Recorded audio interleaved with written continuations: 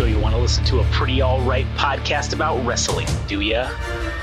Well, the natural lad, Jim Swag, has said time and time again that there's only one podcast that's the most decent and the most alright in the industry today. And that's it's the Game Rage Wrasslin Podcast.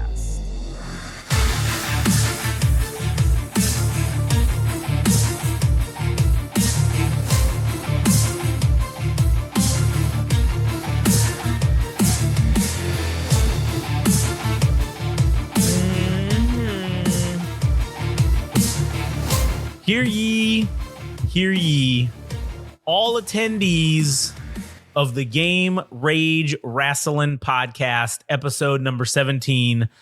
I, Josh, your host, along with your secondary host, Adam. Yes. Hello. Howdy. We, on this day, the 20-somethingth of March, declare that the PG era is officially fucking over. Ladies and gentlemen, boys and girls, children of all ages, people around the world, Game Rage Magazine proudly presents you your... I don't know. However you want to proceed with that. Game Rage Magazine proudly presents to you the tag team champions of the world. The hobo, Adam. The ginger, Josh. Shit, what's our tag team name? I don't know. We'll have to figure that out. All right, well, hey, remember that thing that we did, the ice bucket challenge? No. And you don't remember that? We did it at your house, and this was like fucking 10 years ago. Okay, all right. And we did this little video skit, and I found it the other day. I should probably put it up because it's fucking hilarious. It's me and Edgar, and we're tag team. Our tag team name was Vicious and Delicious. Oh yeah, okay. And I was vicious and he was delicious. And then Frank comes in and super kicks him, or somebody super kicked me, I think, into the fucking pool. And then I sweet chin music Frank into the pool. It was great. It was a good one. It was a good time. It's hilarious. So yeah. But anyways, the PG era is officially dead in my opinion. It's fucking over. And I have to say, I couldn't be happier. What makes you say that, fella? Well, before we get into that, I guess I will acknowledge, yes, it's been probably like a month since we did one of these. I think the last episode we did was just after Elimination. No, it was the Elimination Chamber live show. Yep. And I will say that we probably neglected this just because we knew that there was no live event in March, because WrestleMania, they skipped it. Like, WrestleMania is just going to be April 6th and 7th. And since it's 2 nights, I guess they just decided they weren't going to do a premium live event in fucking March. So I don't know. I guess we just decided to things worked out the way they did. And then we didn't do one basically in the whole month until right now at the end, right before WrestleMania. And we needed to, because this is going to come out the week, right? Like of the week before WrestleMania, or the week of WrestleMania, I guess. So we felt we needed to do a pre-WrestleMania episode. So I will acknowledge that we kind of slacked off, but we are still doing WrestleMania live show on Discord. You will see on the social medias I don't know what you want to call it, advertisement for it that we're going to put. And then we're doing both nights. We're doing Saturday and Sunday. So we're doing both nights. And it's going to be intense because that's a lot of that's like 16 hours of fucking 185 hours of wrestling will take place during those 2 days. And it's going to be a lot. But I have to say, I'm excited because the card is looking pretty good right now. And before we get into our WrestleMania preview, let's just talk about why I think the PG era is dead. And I think it's dead because this whole thing with The Rock coming back, this whole thing was the beginning of it. I didn't really maybe realize it until now because they didn't do any of this on television. It was only on social media that they were doing these not so PG things. And primarily I'm talking about The Rock, where The Rock would cut these promos on his Instagram or his TikTok or whatever the fuck he's on. And he would cut these promos and he would be basically saying, I don't give a fuck about you, Cody Rhodes. I don't give a fuck about your fans. Fuck you. You deserve nothing in life has to offer. I hope you die. Like, he was going hard, saying all these horrible fucking things. Now I'm, paraphrasing, obviously. But the sentiments were there, and the harsh language was also there. And I appreciate that. Go ahead. Oh, I thought you were trying to say you had something to say. I appreciate that, because that is the one thing that has been severely lacking in the WWE programming is the shit for us. The shit for us who, when we grew up with it, wrestling was not what it's been the last 15 years or 10 to 12. I don't know how long the full PG era has been, but it's been a while. And wrestling wasn't the same, to me, at least. It was more made for children. Yes, the action was there. The storytelling was still there. But the content was kind of dumbed down, or it was watered down and made accessible to children, because that's what Vince wanted to do. Because he saw the money. The money in it was kids. But what he failed to realize was the real money was in us. The thousands of children who watched that shit when we shouldn't have, who watched the Attitude Era when we should have been asleep, really, for all intents and purposes, and we shouldn't have been watching this shit. That is what we grew up on. And as we got older into adulthood, wrestling reverted back slowly into being for kids again, where in the late 90s, it was made for late teens to like that 18 to 35-year-old demographic. That's who they were fucking going after. And that's what the whole Attitude Era was. And even the Ruthless Aggression Era was still targeting that demographic. And then sometime around 2008, 9, that kind of area was when it kind of started to take that turn, and it started to go into, well, let's capture the teenage, let's capture the 12 to 17-year-old audience. Okay, we got them. Now let's go and get the 8 to 12-year-old audience. Oh, okay, cool. Now let's get the 5-year-olds involved. And then obviously when you do that, you have to accommodate your content to the lowest common denominator, or the lowest common level of acceptance, I guess, right? So you can't have, for lack of a better term, you can't have the Road Dogg come out and talking about sucking it and doing all this shit when 5-year-olds are watching. And you have advertisers that are advertising on your product to those 5-year-olds. Like, you can't do that. You have to be straight and narrow, essentially. And so that's where I think wrestling has been lacking in the last several years, last decade even, maybe even longer than that, maybe about 15 years. I feel like it's kind of been doing that. And so, yes, there were periods during this time that I didn't watch wrestling. There were periods where I kind of checked out because it just was too kiddish. It was too whatever. Yeah, New Japan was doing shit because they don't give a fuck about anything. They're doing whatever they want. They don't give a shit. They're doing adult storylines. There was Lucha Underground that came and went that was doing good shit, adult-oriented storylines. There was, there's Lucha Libre still, the CMLL in Mexico that was still doing adult-themed storylines. You still got, TNA was, a travesty, but still was doing more adult-themed storylines, even though, yes, some of the writing may have been bad, but you were still getting those adult themes. And I'm finally glad that the Juggernaut is back on track. That the big elephant in the room is now on board with me, with my demographic, and seemingly catering to me with at least certain storylines, right? So this one with The Rock being what's the word for like a beginning? Genesis? Yeah, the genesis. It's the genesis of this new attitude, for lack of a better, I don't want to call it, it's not going to be the Attitude Era again, but it's going to have some sort of fucking attitude. And I like it. I like this shit. And what really sealed the deal for me that this is happening in real is when they did this shit on Raw this past Monday. When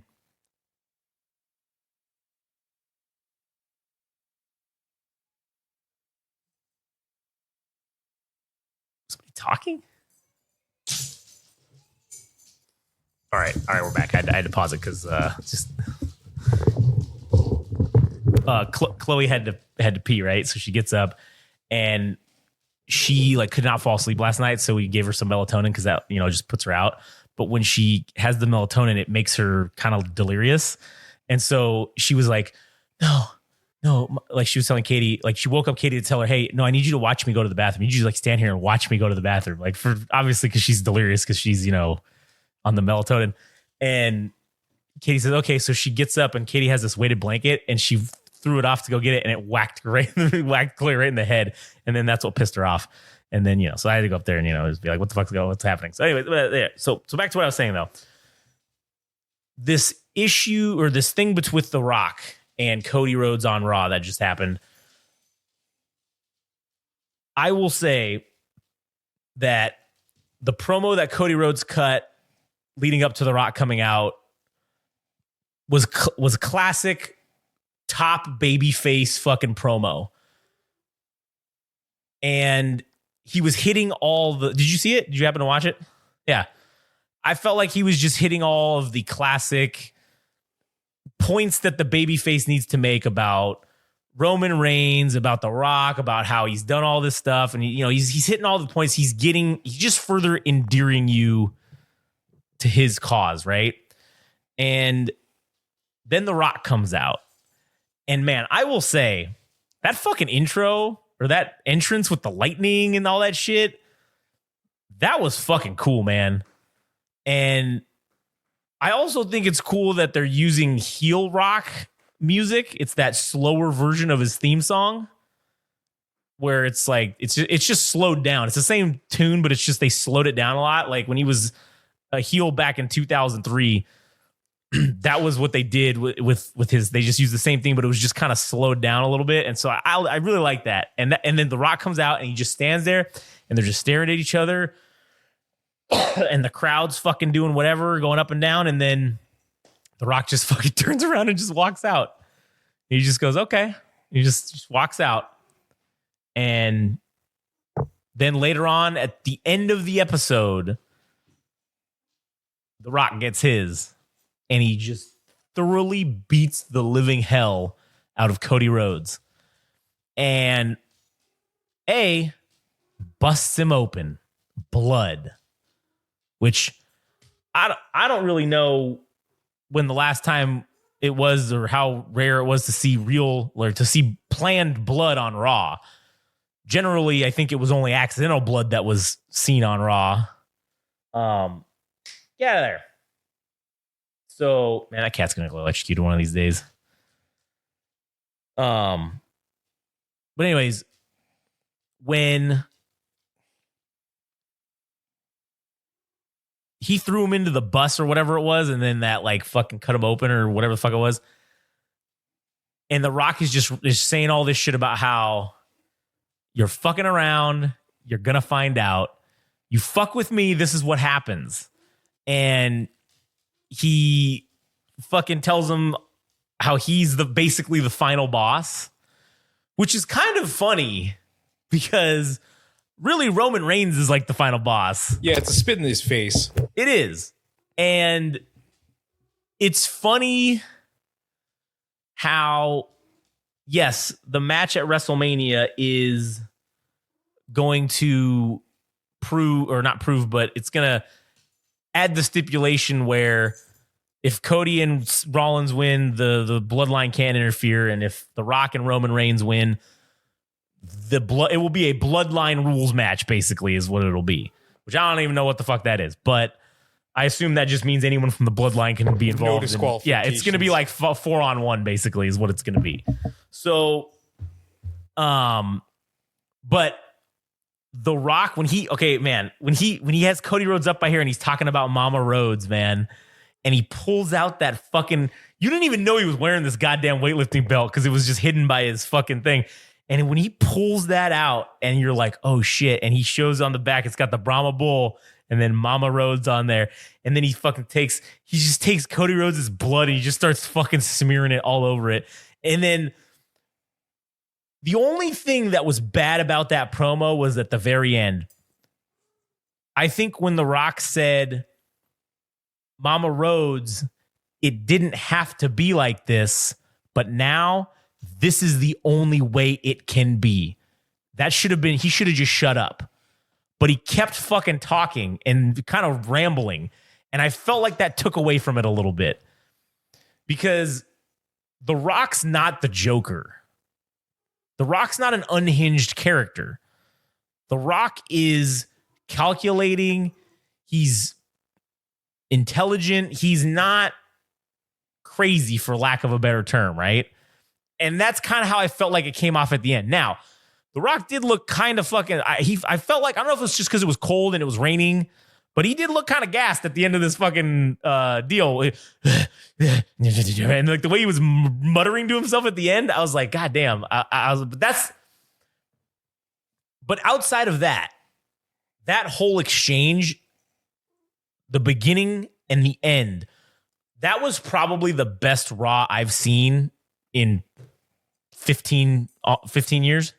I mean, that was just so fucking good.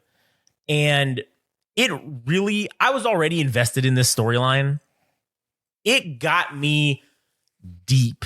Like, I am deep invested in this. And honestly, at this point, I don't even really know who I'm rooting for right now, because I mean, I like The Rock, and listen, I do like the bad guy. I like the heels, and I do enjoy the air of Roman Reigns fucking being like, acknowledge me, bitch. I say that shit all the time.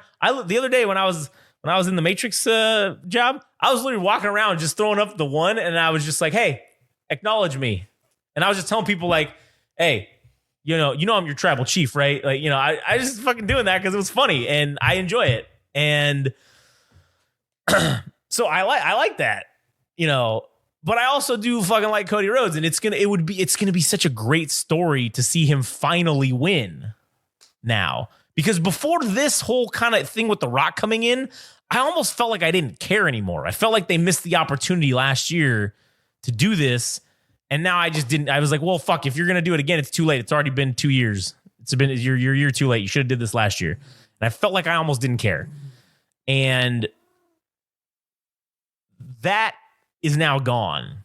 Now I care. I just don't know whose side I'm on yet. But I give a shit. And I am invested 100% in this fucking series of matches that's going to take place at WrestleMania. And obviously SmackDown hasn't happened yet because we're recording this on a Thursday night. So SmackDown's tomorrow night. Well, fuck, it's Friday morning. So technically it's today.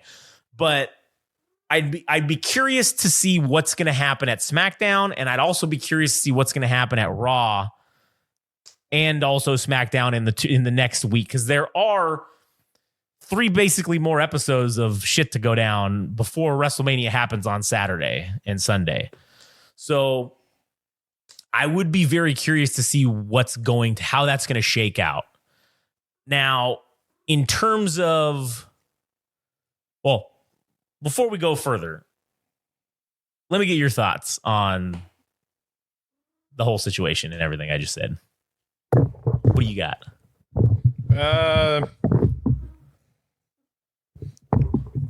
It's hard to say, because I think mostly what you're saying is true. That perhaps we are in a different time for wrestling, because I don't know that we've had a backstage segment quite like the one that took place on Monday Night Raw with the blood, and it felt like fucking Hogan and The Rock. Yeah, back in 2002, and like it felt reminiscent of that. Yeah, where we haven't had one of those in fucking shit. I know they were doing them into the mid 2000s like that with those backstage segments, but right. I feel like it's been 15 or almost maybe even 20 years since we've had something like that. Yeah. So seeing that segment was cool because it did feel as though, because you kind of mostly know what's going to happen. There's some kind of shenanigans that goes on in a match where the heel fucking is beating up on somebody, and then some other guy comes to the rescue. Not this time. Like this was just somebody getting bludgeoned nearly to death, and I don't know if blood is been heavily prevalent in the last couple years or even decade. Yeah. Where segments like this happen. But that felt different. Yeah.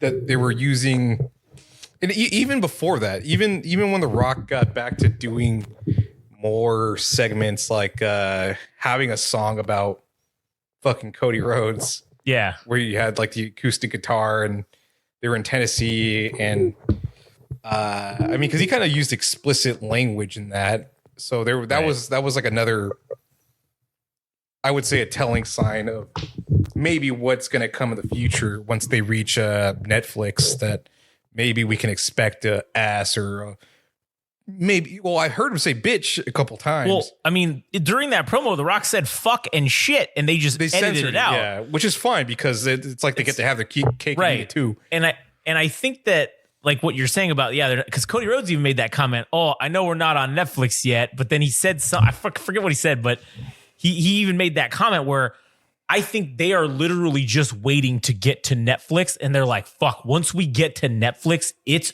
open fucking season. We can do whatever we want. And, I'm super excited for that, but sorry, go ahead. Continue.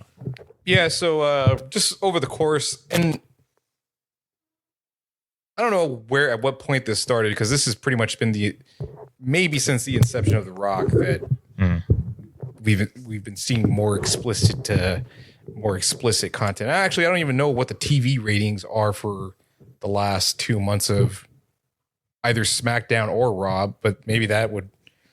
But that's all going to go out the window too once Netflix comes around, I imagine, a little bit. Well, no, they do include the television rating within the overview of the program on Netflix. So not to say that's totally discounted or doesn't matter, but they do include it on Netflix. Well, I mean, honestly, I have to just know this real quick. Netflix versus cable subscribers. I'm just curious.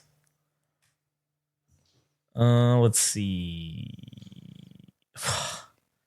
Okay, so there aren't really, but streaming has surpassed. So 38% of all television viewing is done on a streaming app. Yeah, she's got herself wrapped in the fucking extension cord. Oh my God, what a shit ass. This fucking cat. Oh, there, I think she's unraveling herself, maybe. No, she's still stuck in it. This fucking cat. Okay, hold on, cat. Well, anyways, just getting back to, I think there definitely was a weak point within the last couple of weeks where there was like a one-on-one segment on SmackDown between Cody Rhodes and Roman Reigns to have like one. I don't know if they're going to have more exchanges leading up to WrestleMania itself, because there's 3 additional things that have to get underway before WrestleMania. It's going to be one, the current SmackDown that's going to happen this week, tomorrow. Right. And then there's going to be the final Raw and the final SmackDown. But that whole exchange was just kind of, it didn't really build more hype for the match. Like, it was kind of what you would expect from either of them. Like, oh yeah, I'm, Roman Reigns, like, you can't do this, you can't fucking beat me. And I'm just like, we already heard this before. So it's like, it didn't add anything. The Rock really has been the person that's seemingly added more value to this plot line, because now there's inclinations that people are having about the descent is going to be amongst the ranks of the bloodline, which would mean The Rock is going to betray Roman at WrestleMania, presumably because, well, there was that one sequence or that one event where shut up, cat. The Rock, Jesus.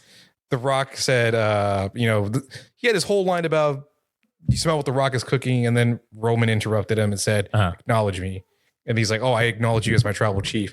But it looked heated for a bit. Like it didn't look like it was a friendly exchange between the two. So I think what ultimately is going to end up happening is The Rock is really selling the fact that he's on board with the bloodline. And then probably what's going to happen in the 2v2 match is he's probably going to throw away the match and have Roman lose. And maybe It's either going to happen two ways: that The Rock is going to throw away the match and Cody and Seth win the match for the 2v2, and then all the stipulations are in place for him to face Roman on night 2 for the 1v1 for the title.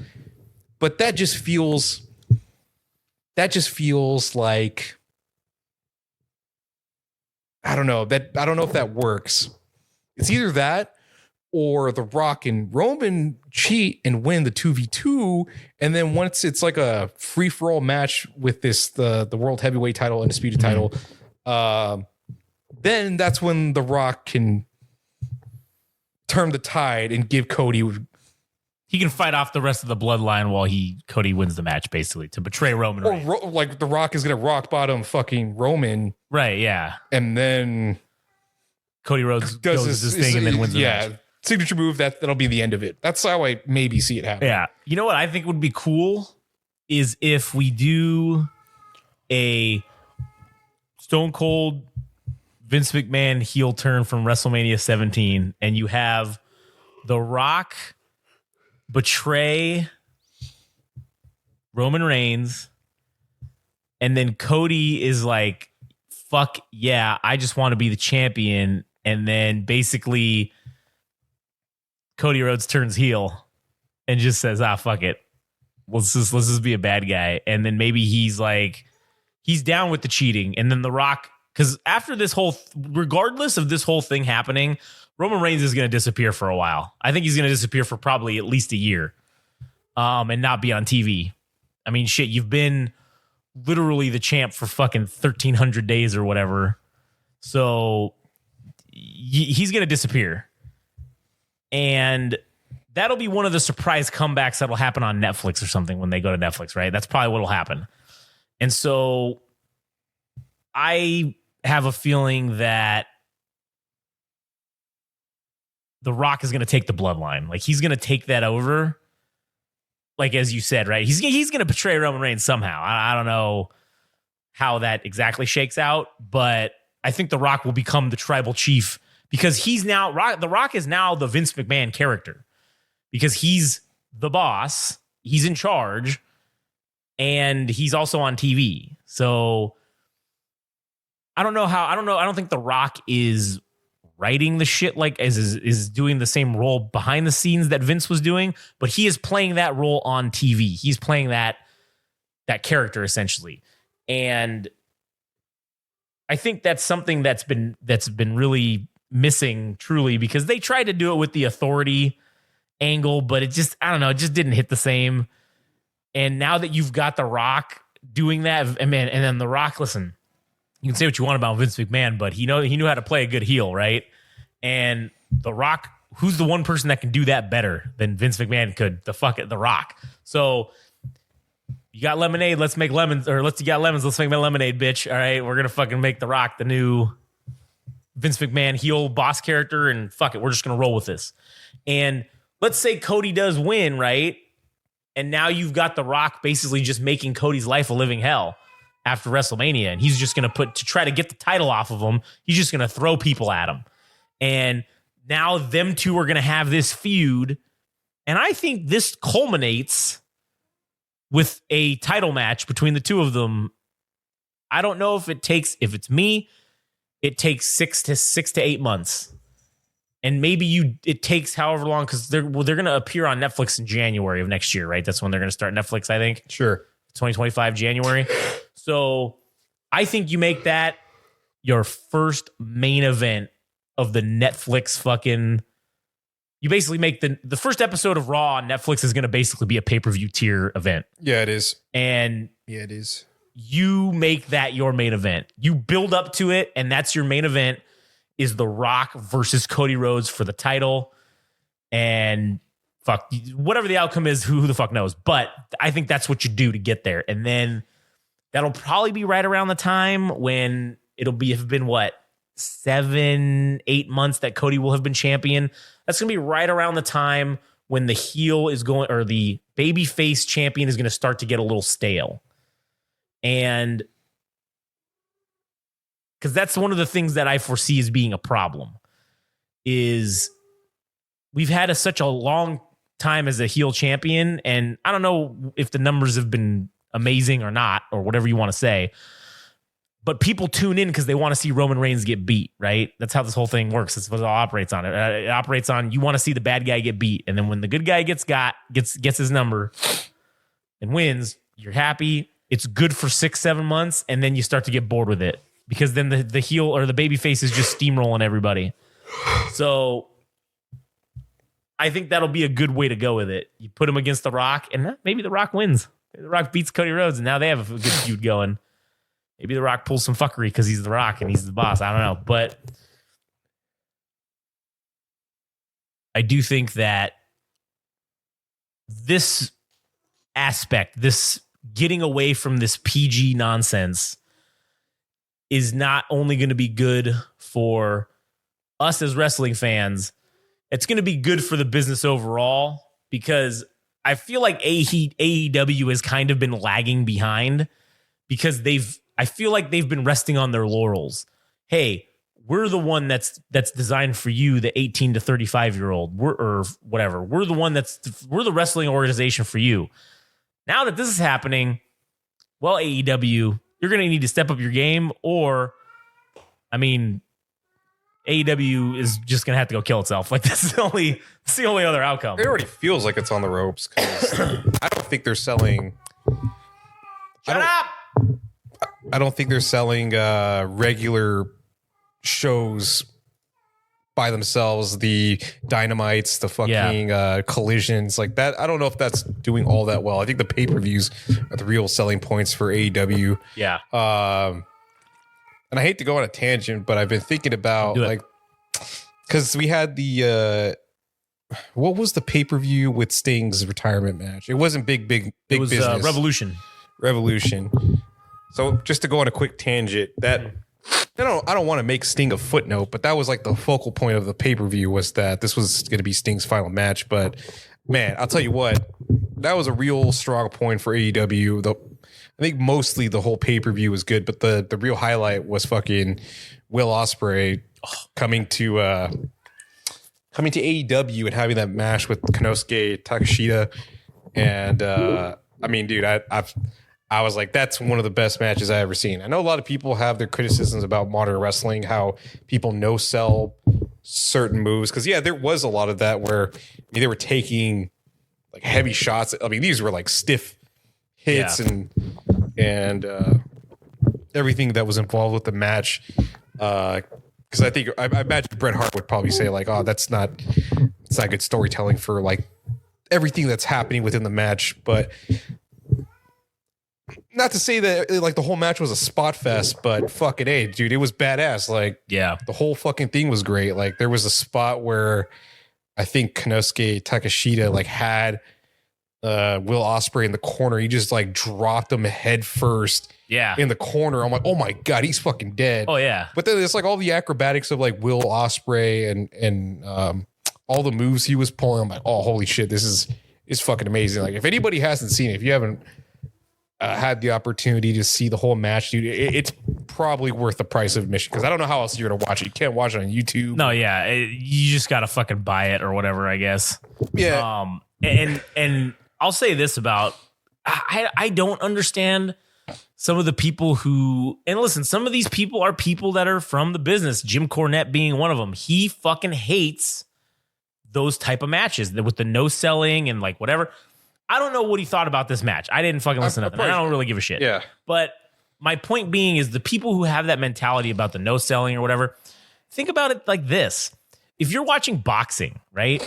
A heavyweight match, yeah, those guys aren't fucking going because they're beating the shit out of each other. And you can't really no sell that because you're getting nailed.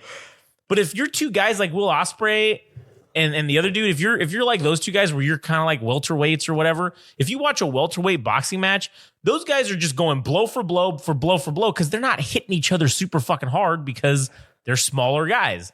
So if you look at that same mentality in wrestling, yeah, if they're no selling each other with moves, okay, well, they weigh like 180 fucking pounds. So like, or maybe even less than that, some of them. And if you're taking these lighter guys and you're fucking doing spots and shit, yeah, it's not going to fucking hurt as bad as if a guy who's 240 did that to you. So I don't see the benefit of not of selling that extra hard. And like you get those cool exchanges where they're doing shit to each other for like 3 minutes straight, and they're just doing move after move after move. And that's impressive because that's not to say that it's an exhibition of power, because it's an exhibition of technique and it's an exhibition of endurance. And that to me is one of the hallmarks of wrestling. When you have those you have power wrestling, and then you've got this sort of like JR calls it the catch as catch can style of wrestling. Like that's exactly what that personifies. And I love it. I think it's fucking awesome. And I think that's like, wrestling doesn't have to be all about, oh, it's just power guys. It's just big dudes. Oh, it's just cruiserweights. Oh, it's just this. No, that's what makes it great, is it's an amalgamation of all these different types of things that you put together, all these different types of matches and wrestling styles, and you put them together on one show. And that's how you get these awesome shows. And to also comment on the Sting too, man. I mean, yeah, it was Sting's last match, and that was the selling point basically for the pay-per-view. And that's why people bought it. People got their money. People bought it because they wanted to see Sting's last match. People got, like, I'm buying that on DVD when they put it out. Like, that's just going to be great to have in my collection, right? Because that was just that's why I want to have that. And people, yeah, what I'm trying to say, people paid to watch Sting's last match, but they got their money's worth because of that Will Ospreay match, in my opinion. Yeah, I think it was definitely the spotlight of the fucking pay-per-view itself. No discredit to Sting himself or anything. No, because that was still the main crux of the show. But that other match was so good. And it just, honestly, to me, it enhanced. This is Sting's last match. And what was really cool was that those guys went out there and did that performance. And to me, it was, they're just honoring Sting. Like, this is his show. Let's give him the best match we could have. That could be on the show. That's his final show, right? Like, that was cool. And I just do want to say, on a quick side tangent about Sting, I don't know if you've seen the meme of Sting. It was when he was in WCW, and there was this whole deal where there was this fake Sting going around where he was wearing a Sting mask, and there's this whole sequence where Sting does this shit, and it's the fake Sting, you think, and then he was finally going to unmask himself, and he unmasks himself, and it's just Sting with the same exact face paint on underneath. And that's one of the best fucking things. That'll never get old. That is like and what's great is he does that like a lot, like not a lot, but there's every place he's been to, he like does that at some point where he will have the mask on thinking it's someone else, and then he takes it off and it's just him. Like, he did it as a fan. He was dressed up like a fan, and he had the Sting mask on with a fan, and then he takes off the thing, and it's him underneath with the same exact face paint. God, it's so fucking great. And that's just excellent. I think we need to turn that into some kind of a fucking like a meme with. Well, it is already like a meme, but like we need to use it for something like with the Shohei thing somehow. I mean, that would be fucking hilarious. Like, but yeah, I just, I think that. Oh, sorry, I did interrupt you. Sorry, go ahead. Do you have anything else to add? Yeah, for the Sting match itself, was rather surprised to see that he ended up winning the match with Darby Allin for the AEW tag titles. Rather surprising, because it's usually said that you end up going on your back when you retire. And for a guy that was mostly probably disrespected majority of his career, I mean, why? I mean, him going back to WWE to lose at WrestleMania, kind of a slap in the face to his career. And then hopping from company to company. So one thing you can't say, I mean, for all the shit that AEW gets, I mean, at least from an honorable or respectful thing to do, you can't deny that Tony Khan paid a honorable tribute to fucking Sting by letting him retire undefeated in AEW. Yeah, that was cool. And I think that's a real sign of the change that's happening in the mentality of wrestling promoters. And the old guard is dying. I mean, Vince is gone. He's toast, right? He's never coming back. Someone else is going to be in charge now. The old guard of wrestling, even so much as I heard the Undertaker talking about him losing the streak. Undertaker didn't want to do it. He wanted to keep, that was the one thing that he wanted, was just let me have my fucking streak, man. But Undertaker's old school. And so he told Vince, hey, are you sure you want to do this? Is this what you want? And then Vince said, yeah, if anybody's going to beat it, who else could it be? It couldn't be anyone else other than Brock Lesnar. And he's like, okay, if this is what you want to do, I'll go out there and do it. And he did it because he's old school like that. But I always felt that was a bad move. I always felt like you kind of, like the Undertaker should have had that. He should have had that streak, man. That should have been the only undefeated streak in wrestling.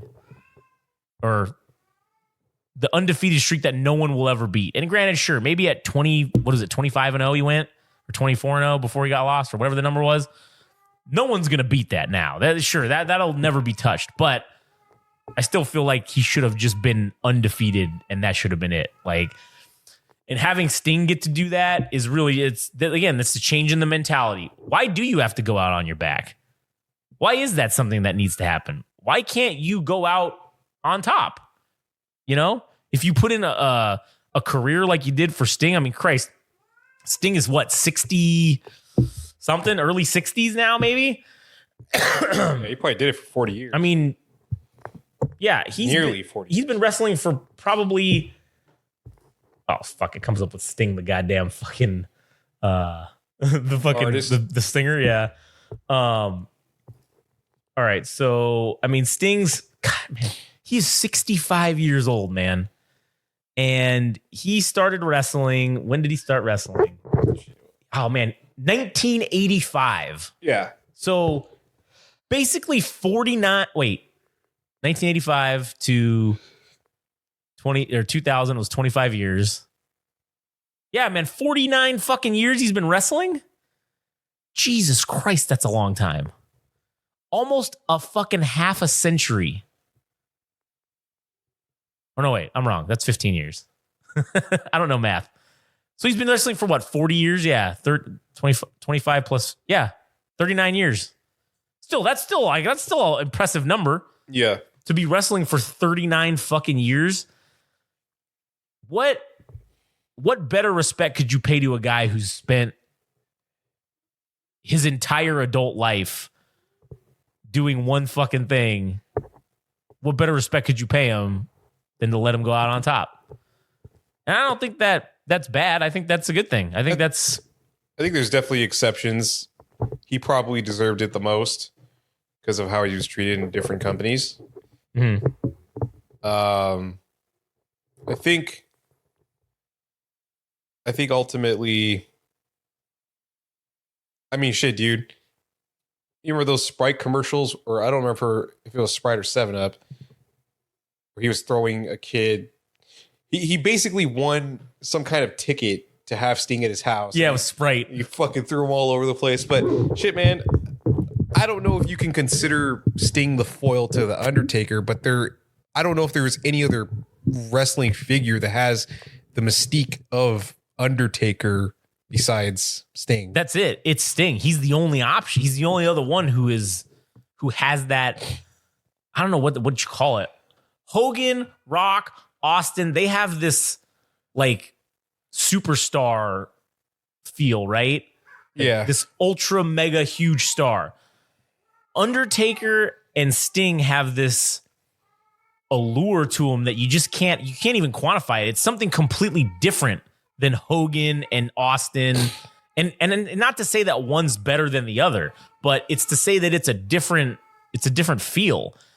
And it's just as important as that superstar, mega star fucking feel that they have. Yeah, so maybe you could say that what happened with Undertaker, for him to lose his undefeated streak with Wrestlemania, that Sting winning his final match and going undefeated is what should have happened with Undertaker. It's like a Schrodinger's like wrestling career. It's like this is what could have happened with The Undertaker if he kept his streak. But also to supplement everything we just talked about, the match itself, I mean, it was pretty cool. I mean, there was a lot of props and shit. I mean, it was pretty brutal. Sting ended up... Wait, am I talking to myself? Or are we still recording? Yeah, good. No. Sting fucking took a table from the stage itself. I mean, I thought he was dead. And then he ended up taking a lot of spots, and Darby Allin did that fucking glass over the chair, and he laid on the floor for like a hot minute. I was like, oh my God, he's dead. Yeah, he's toast. He's dead. I don't know how. My favorite part was at the end of the fucking match was I think he said something like,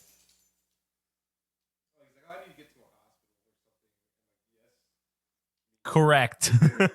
a rational human being would say that after falling, who the fuck knows, like 15 feet from the top of a ladder to eat shit. But yeah, I mean, it was cool. And then he had this whole...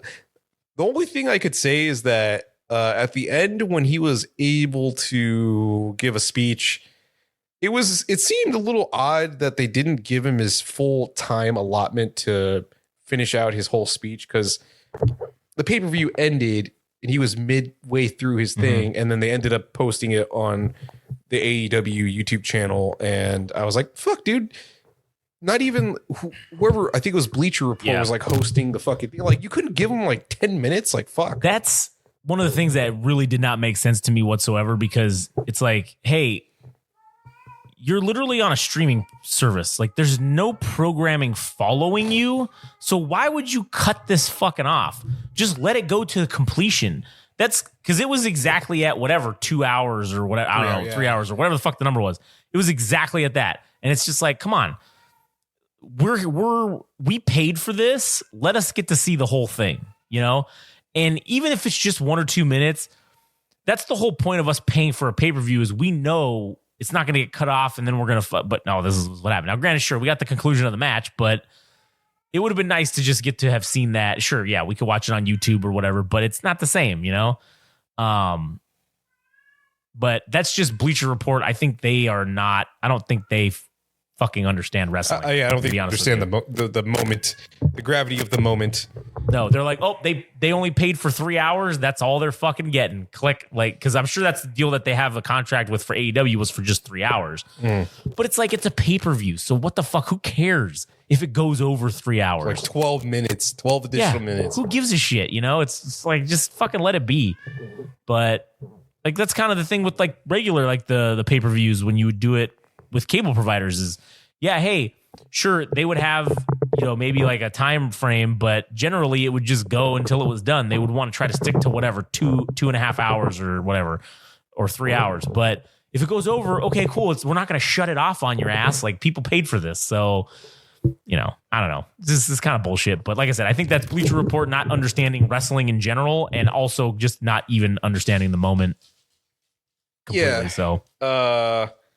So I just had to add that quick little segment about AEW to say that I have been paying attention a bit, just because Will Ospreay's where my interest lies as far as AEW goes. And also because since we didn't do an episode for a month, then we kind of missed the opportunity to be hot off the press on that specific pay-per-view, which kind of sucked, because probably should have done something about it. But now we're talking about it, so that kind of wraps up the AEW segment. But getting back to Wrasslin, I don't know if I found... Okay, so while everything was great with The Rock and Cody Rhodes, like, it just built more hype for the match and everything. Yeah. I thought the more interesting segment, and despite the how I feel about the World Heavyweight Championship itself, the most compelling segment of Raw to me was fucking CM Punk and fucking Seth Rollins and Drew McIntyre all promos on the fucking mic. That was probably the best part of Raw. Yeah, no, I agree. I do think that was, and it's the combination of these things. And I think that I don't know if I think yeah, sure. It was maybe more compelling because maybe we can kind of know where this is going to go with The Rock and Cody. Like we can kind of maybe see where that's going to go. But with the whole Seth Rollins and Drew McIntyre and CM Punk thing, like I don't really know where that's going to go. I really can't give you an accurate prediction of who I think is going to win that fucking match or what exactly is going to happen in the aftermath of that. Because obviously CM Punk is, going to be involved somehow. Commentary. Right. But like, he's going to get involved in the match somehow. Do something dirty. I feel like something's going to happen. Now, the question is, who does he do dirty? Does he do Seth Rollins dirty, or does he really truly want to fight Seth Rollins because he thinks Seth Rollins is the better competitor and he wants to win against the better competitor? Or since he knows Drew McIntyre's weak sauce as far as he's concerned, let me screw fucking Seth Rollins, help Drew McIntyre win, and then that way I'll have an easy target to take, Yeah. So who knows what's going to happen from there? Because I do think I think CM Punk is the next opponent for whoever wins this match. So I think he'll be back after Wrestle. I don't know how long he's out for. I mean, I have no idea. I can find out. Yeah. All I have to say is that the shots that they were taking, I don't know if they genuinely dislike each other, or at least you could probably say CM Punk and Seth Rollins have real life dislike towards one another, or maybe Drew McIntyre. Whatever the case is, man, they were taking some real fucking great shots, man. Like, oh yeah, there was one where Drew McIntyre is like, "Oh, I was the chosen one," and all this shit, and then CM Punk was like, "Chosen one by who?" Yeah, alluding to Vince McMahon being fucking out. Yeah, well, you ain't here no more, bitch. Yeah, and then there was the one where where Drew McIntyre took off his shirt, and then I think CM, because he had two different shirts. He's like, "Oh, the Savior of Wrestlemania." Yeah, he had a checklist like get CM Punk injured or something, or wish for CM Punk to get injured, and he had another shirt. He's like, "Oh, I never needed a fucking somebody else's name to sell my own shirt." So, but there was just like good fucking shots. Like you were sold on the idea that all of these guys are beefing like for real in a believable manner. I mean, for sure. I mean, it kind of looks. I mean, everybody kind of hates between all three of them. Seth Rollins and Drew McIntyre don't like CM Punk, and then CM Punk doesn't fuck with them either. But maybe there's some kind of mutual respect between Seth Rollins and Drew McIntyre, because Drew McIntyre has lost to fucking Seth Rollins as him as the champion, and just losing to him fair and square. It's like there's no technically bad blood between them. Yeah, but it's like, well, now at WrestleMania he's gonna get his like third fucking shot at the title, and if he doesn't get it, then tough tit. Like somebody else is gonna get it. But fucked up. But just overall, dude, that whole fucking it feels like the roster is starting to balance out with people that can cut. I mean, because I thought Drew McIntyre was like average on best at promos, but yeah, now it feels like Raw has balanced out with people that can cut promos and do the matches, and it hasn't felt like that for a good hot fucking minute. Yeah, no, I agree. Hold on, let me pause it real quick. It's fucking all right. We're recording? Yeah. All right. So one thing I have to I know we were talking about Drew McIntyre and Seth Rollins. Right. One thing that feels like a bit of a flounder. I don't know if I like Sami Zayn versus Gunther for the Intercontinental Championship. I think that's night 2, or I can't remember if it's night 1 or 2. I don't think they've announced what's going to be on what night, other than obviously the tag team match between The Rock and Roman, and night 1. Yeah, that's got to be night 1, and then obviously the other thing will be night 2. Right. And then I imagine that both championships will be defended on night 2. I don't think they're going to have Cody Rhodes and Seth Rollins fight 2 matches on the same night. I would imagine.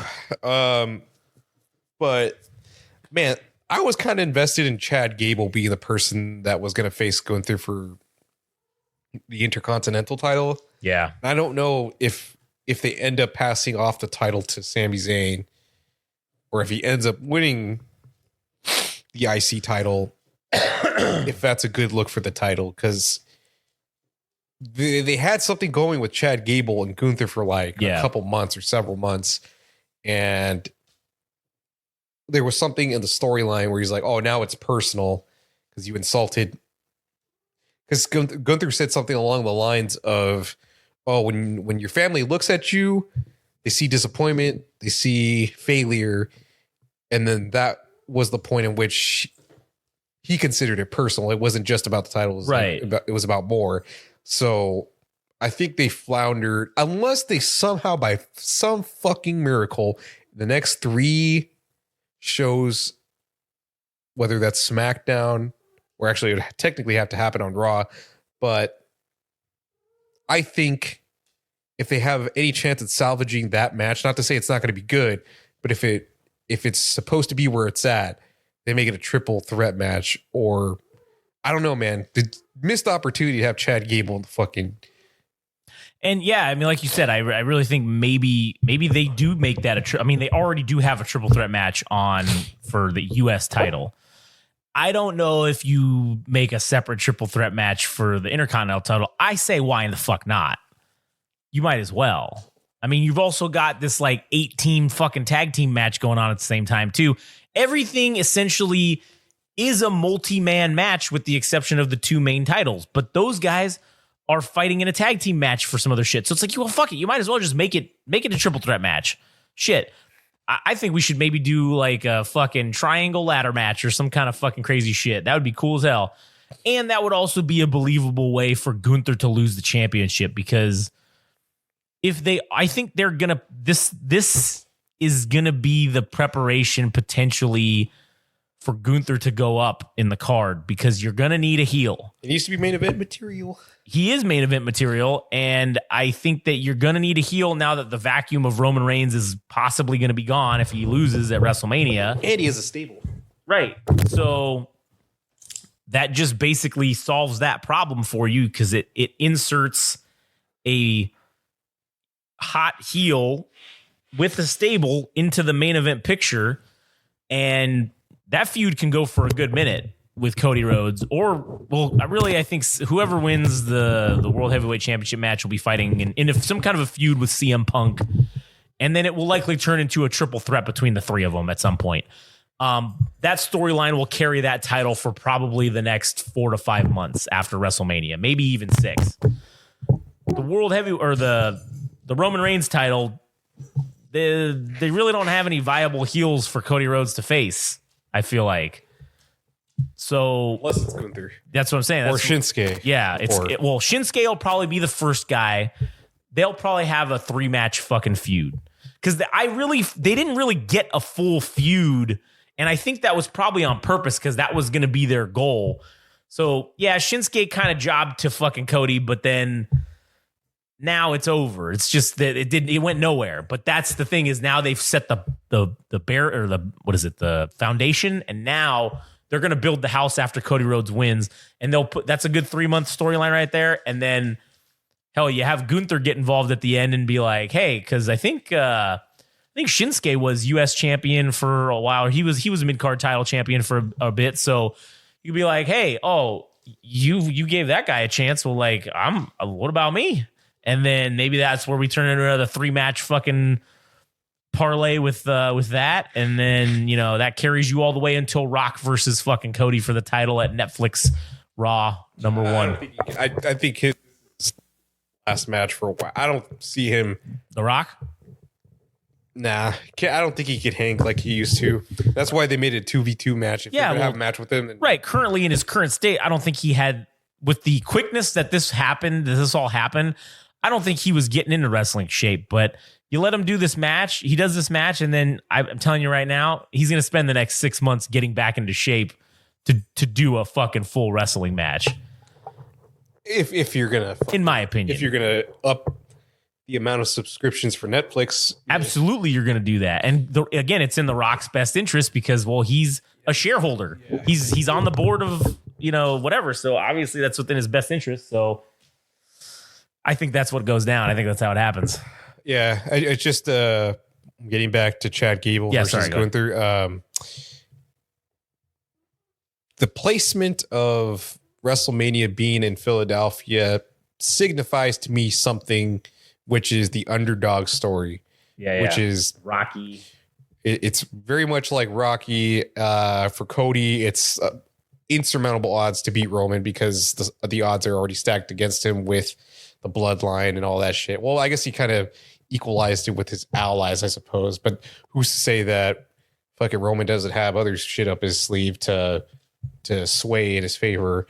But to add on to the Cinderella story, the underdog story, is like, to me, Chad Gable embodied that sentiment of what WrestleMania, this particular WrestleMania being in Philadelphia, like that felt synonymous with the theme to me. Yeah, no, I agree with you. And there's still time for them to throw him in there somehow. 3 shows to make it happen. And I mean, Christ, you got 2 fucking nights. I mean, I just wanted to go over real quick what the confirmed matches are. We don't have nights for them yet, but the confirmed matches that we have, obviously, you guys know about, as we talked about, Seth Rollins and Drew McIntyre for the World Heavyweight title. Okay. Then you got the undisputed WWE Universal Championship, Roman Reigns versus Cody Rhodes. Then you've got the tag team match between Cody Rhodes and Seth Rollins versus The Rock and Roman Reigns, right? So we have those 3 that we've already kind of talked about. Also, you've got the Intercontinental title match that we talked about between, right now, so far, it's Sami Zayn and Gunther. You've also got the Women's Championship, Io Sky versus... Or Io Sky, wait, how does it say? Io Sky versus Bailey, which I think that's going to be a good match. I think they're going to put on a good show. Yeah. She basically has the damage control everyone against her. Right, yeah. So I think she's going to ultimately win. Yeah. And I think for Rhea Ripley versus Becky Lynch, I think what's going to end up happening, because they need us to... I think Rhea Ripley is so fucking over that they can't lose. They can't derail this train. Like they need her. They need to solidify her, because Becky Lynch, just for all intents and purposes, is what Trish Stratus was to, years past, right? Like being one of the main figures of women's wrestling. I mean, it was Becky Lynch, Charlotte Flair. They need to start looking to the future. So right, Rhea Ripley is the future. So yeah, I agree. And so I think that's probably what's going to happen. Yeah, for sure. And then we also have the triple threat match that we kind of talked about, which is Logan Paul versus Kevin Owens versus fucking Randy Orton. Just shoehorned in there. Listen, good. Let the guy get a good, nice WrestleMania pick. And I'll tell you what, that match is going to be awesome. It is going to be awesome because fucking Kevin Owens loathes Logan Paul. Yeah. And which I look, because you saw how unhinged he was. Banging his Elimination Chamber match. That was so cool. And then you throw in the fucking unpredictableness of Randy Orton as well, and that's going to be a classic. That's going to be a WrestleMania classic match right there. I'm excited for that one. I think the justification for Randy Orton being in there was the brass knuckles situation. Yeah, Elimination Chamber that just kind of perpetuated up until this point.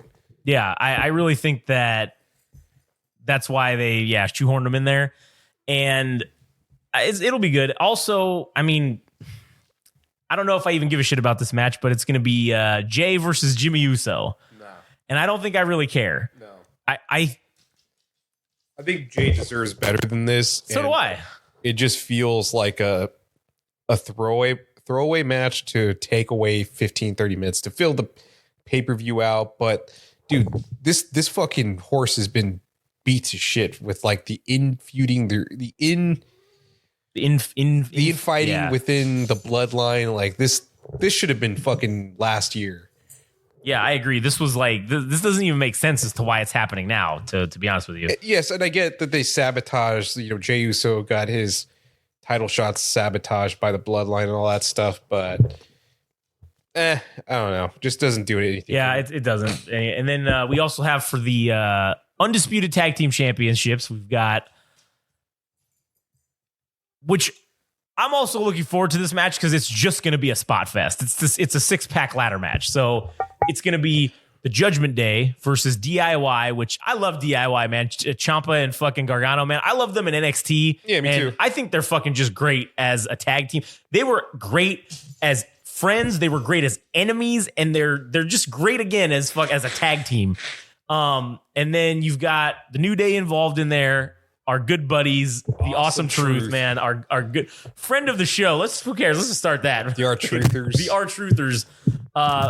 And then there's 2 other matches I think that because it was like you had to qualify for it, right? So I think there's still 2 other teams that need to qualify, so they're not listed yet, and I don't know who it's going to be. I kind of hope that they only have one other team qualify, and then they make the final team a surprise team, and then Dudley Boys, or the Hardy Boys, because somebody said something, or I saw a meme that was like, oh, when the Hardy Boys just happen to not have a contract with anybody at WrestleMania 40, and then it shows them coming out of WrestleMania, and then it's like, well, it is a ladder match, so It is Philadelphia. and right, so ECW. yep. So I really think that they're going to be involved in the match somehow. I really hope so. It's gonna be Sabu.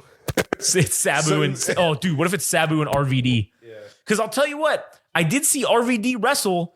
He wrestled just a week or 2 ago. He fought what's his name? It was some independent wrestling thing, and he fought. God damn it, who did he wrestle? It was some other guy that was in the WWE. That's like a younger dude, but he got Chris Masters. No. Shit. I want to get it right. Let me just Google it real quick because I'm an idiot. I'm sorry. No. I'm so dumb. RVD match 2024. RVD. Let's see. That was on AEW. It would be fitting to have a tag team, surprise tag team, Yeah, I think it would be cool. to have a little callback. Oh, it was Riddle. It was Matt Riddle. That's who he Matt fought. Riddle, okay. Yeah. It would be interesting to have a little bit of a callback to ECW. So maybe the Doodley Boys are overdue for. I mean, they already kind of had their moment like 5 or 7 years ago, but maybe just for this one time. Just for the surprise. I will, when we're watching it and doing the live broadcast, if the Dudley Boys come out, I will be standing and chanting EC-dub the whole fuck. I don't care. I'm just this will be that whole match. It'll just be me being annoying because that's fucking awesome. That would be cool as shit. But they're saying that the other 2 teams that could potentially, there's 4 teams left. Yes. It's Legado del Fantasma and the new Catch Republic are fighting each other for the SmackDown qualifier, and then it's Street Profits versus Austin Theory and Grayson Waller. Don't care about either of them. I think that you should delete them, and you should just put literally delete, and you should literally put in the Hardy Boys and the Dudley Boys and just fucking call it a day. That's easy. No, get off me. Get the fuck off me. He's stuck in the cable. Sorry, friend. Ah, terrible. Fucking Cooper. Bastard. So yeah, either way, that's still gonna be a cool match to watch, because like I said, it's just gonna be a spot fest. And then we also have LA Knight versus AJ Styles, which I actually think that's probably going to be a really good match. That's a good mid-card match. It is. I don't think it's going to have any implications for anything, which kind of sucks because both of those guys deserve much better than that. Yeah, they do. But I mean, if they put on a good show, I mean, yeah. If LA Knight, oh my God, if LA Knight continues to get the shaft, if he loses to AJ Styles, I can't even, man. It's just it's just dead. No, that does signify to me that he will be leaving soon. I don't know when his contract is up, but Cat, shut up. Callie, quiet. Little bastard. That will signify that he will be showing up on AEW as soon as his contract is over. Or shit, man. Maybe he'll actually hold a title. Yeah, I'm sure he will. So, why did they do this to him, dude? I don't know, man. I think this is the remnants of a Vince thing, of a Vince McMahon thing, and I think it's going to turn around for him. I think because they have to realize how much of an asset he is. People like him. That's the part that's real crazy. Gut wrencher. Yeah, is that he deserves to be at the top, but they're not giving it to him. So yeah, exactly. And then the final, which I'm sure this will be on the pre-show, is the women's tag team championship match being the Kabuki Warriors versus Naomi and Bianca Belair. Yeah, that's which I also don't care. Don't care. That's gonna be terrible. We'll be skipping that. Yeah, we'll be if it's on the preview show, we definitely will not be watching that. But yeah, so far those are all the matches that are announced for WrestleMania. I'm sure there's going to be more couple more probably added on, or they're going to insert more people into matches. Is there a battle royale thing? There's not listed an Andre the Giant Memorial Battle Royale. Thank God, dude. But you know that they're gonna do it. All the guys that didn't, everybody who's not, I didn't name as being involved in one of these matches is just gonna get thrown into the Andre the Giant Memorial Battle Royal. They have it. Or the Dusty Rhodes Battle, or whatever the fuck they call it now. That's what's gonna happen. I'm sure it'll be on the pre-show because they do that every year. That's like what they do. That's the pre-show match is a tag team match and the battle royal. That's usually on the pre-show. It'd be nice if it meant something. It would. If it's like the beginnings of somebody getting a push to eventually become main event, but it worthy. It turns into nothing. It's turns into just nothing. filler. It's just pre-show filler, garbage. Yeah. So anyway, Where are we at in terms of time? oh shit, let me look. Hour and 10. So I mean, we hit the minimum, so we're good. But I'm looking forward to WrestleMania. I think this is going to be a really good one. I feel like this is probably going to be the best one since 30. Because 30 was fucking great. I mean, man, we watched that in my fucking apartment and all of us were there and it was just so good. Fucking Hulk Hogan came out and kept calling it the fucking Pontiac Silverdome, even though they were in the fucking Superdome. And that was fucking hilarious. And then, obviously the whole Daniel Bryan fighting Triple H at the beginning and then getting himself into that fucking triple threat match and then winning the title for the first time, man. That was cool. So that was the best one, the 30, and I hope 40 is better, or I don't know if it will be, but I hope it's just as good. And I hope it's the beginning of a new turn for the WWE in terms of I hope they continue this more adult related programming, I guess, or whatever you want to call it. And it'll just be good for everyone. So anyways, all right, you got anything else to add? Yeah, I'd say that pretty excited for the main event for both of them. I think they're just going to be entertaining as fuck. I think Philadelphia is probably going to be a pretty decent crowd as far as getting dialed up for maybe every match. I hope so. Because man, I feel like LA didn't really do all that well because when they cut the camera to different parts of the stadium and stuff, there was definitely people missing, but it also didn't seem like people were into it that much. I don't know if that's just California or Southern California in general that just we think we have. I mean, there's so much shit going on here that we're just desensitized to all the things that happen here, and that includes WrestleMania. But I feel like Philadelphia, just knowing that they're probably a wrestling city or a wrestling town to begin with ECW and shit, it just makes sense that it's going to be a good crowd. Yeah, I do think that. I mean, because remember we went to that live event. I mean, the crowd was into it for sure. Yeah. And when I think WrestleMania attracts non-wrestling fans. And I think that's always the thing to contend with because it's a status symbol to say, oh, I went to WrestleMania, even though you don't fucking watch wrestling. Get fucked, save some tickets for the rest of us. Yeah. But I don't know if because remember the Royal Rumble was also crowd was kind of flat a little bit and not into it, and that affects the whole thing, the pay-per-view. I felt like Australia, they were into it. That was a fucking good one, even though the matches may not have been whatever, and there may have been few, but the crowd was into it, so it was fucking awesome. Hopefully, I know Philadelphia is one of those. It's like New York. It's one of their Jersey. It's one of those raucous fucking crowds, and they're assholes, and they'll fucking let you know when you fuck up, and they'll get crazy. That's gonna hopefully be a good audience. So yeah, like you said, I'm hopeful that'll be that way, and that we'll have a good fucking time. So I'm curious to see what the stage is going to be like. The ramp, the stage for the entrance, and then the ramp, and then obviously somebody leaked a picture of them setting it up already last week on Monday, and it's just bare bones. You can't even really see what it's going to be, but you could see that the T and the L were up on the top of the stage, but the outline of WrestleMania was there. Huh? The X and the L? No, it was because where it looks like it's going to say WrestleMania on the top of the thing. So it was you could see kind of the T and maybe the L. Oh, I see. And then I think they're going to have XL in there somewhere, or the bell is going to be in the middle, maybe. I don't know.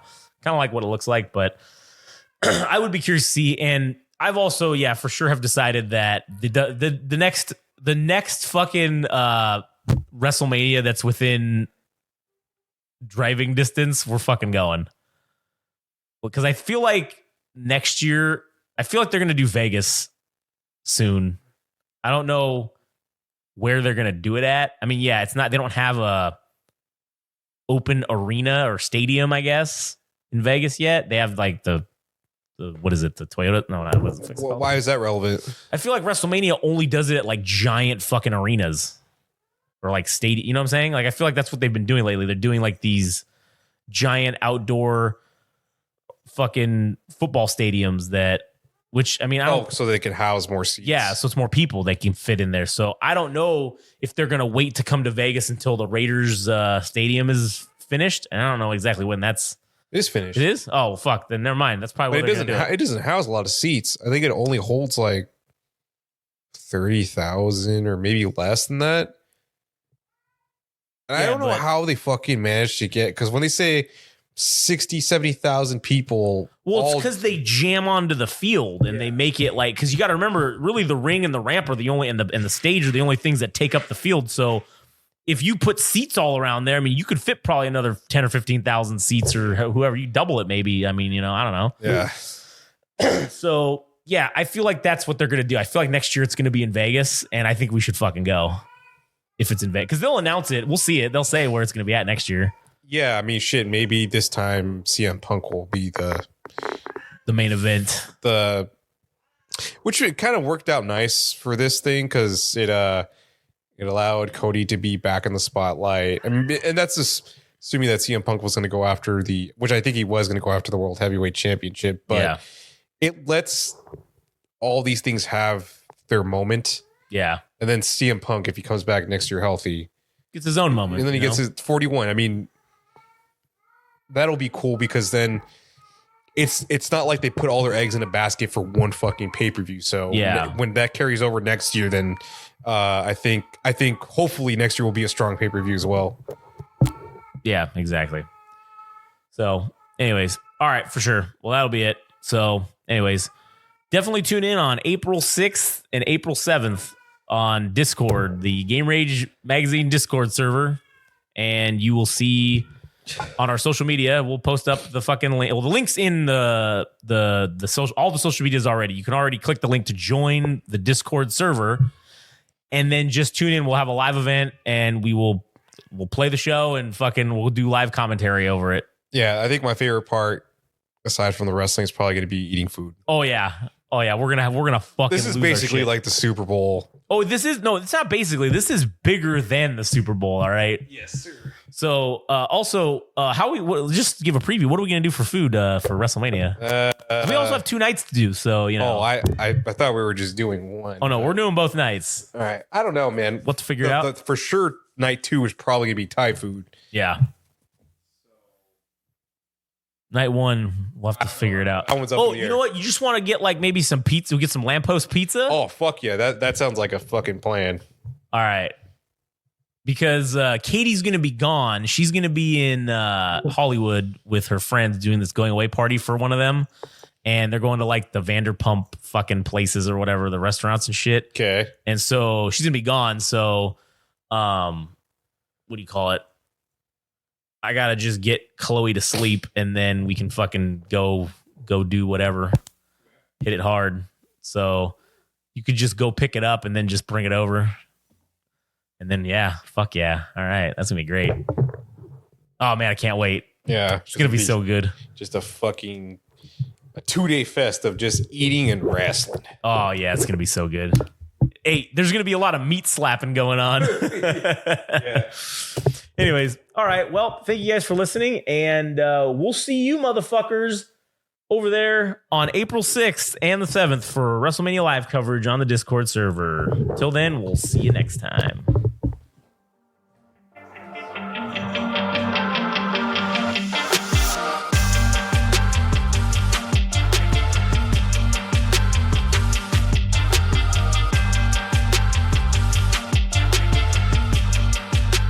That was another wonderful, amazing, powerful episode of the Game Rage Wrasslin podcast. And take it from me, ladies and gentlemen, the natural lad, Jet Swag. If there's one podcast, one show you should be listening to, that you should be absolutely grateful for, it's the Game Rage Wrestling podcast. And one of the things you can do to show your appreciation for all the hard work and dedication that these boys put out day in, day out, just for you people, it's that you can go and you can subscribe and you can like and follow them on the Instagram and the TikTok at Game Rage Magazine. You can also follow them and like them and subscribe to them on the old Twitter, which I don't know what it's called now, but who cares? It's at Game Rage Mag there.